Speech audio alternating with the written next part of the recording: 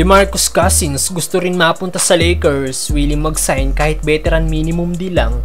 Pero bago yan, Bronny James posibleng mapunta sa Lakers kung magkaroon daw ng pick ang Lakers sa next NBA draft.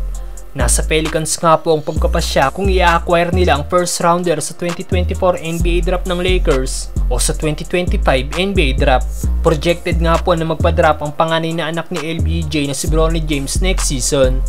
At ayon nga po sa isang NBA scout, tingin niya daw magpapadraft na si Bronny next NBA draft dahil kung sino ito. At maraming NBA team na magtatangkang kunin si Bronny dahil alam nila na susunod si LBJ sa kanyang anak kung saang team man ito mapunta dahil ito ang pangarap ng all-time scoring leader.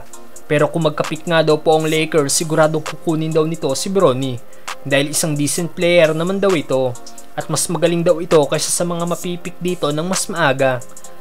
Sa ngayon, wala pang kasiguraduhan kung magpapadrap si Bronny dahil sa health issue nito.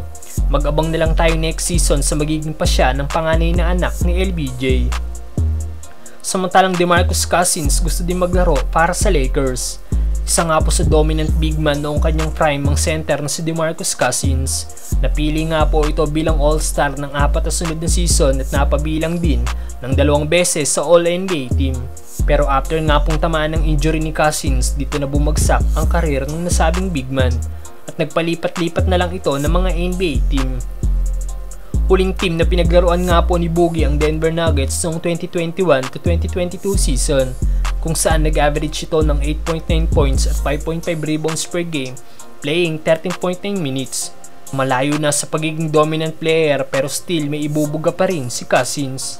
At sa pagkakakuha nga po ng Lakers kay Christian Wood na may minimum contract, gusto nga din daw po ni Cousins na maglaro sa Lakers. Kahit isang season, kahit sumahod lang din daw siya ng minimum deal. Sa ngayon, 14 player na meron ng Lakers at may isang open spot pa na natitira na gagamitin daw ng team sa trade deadline.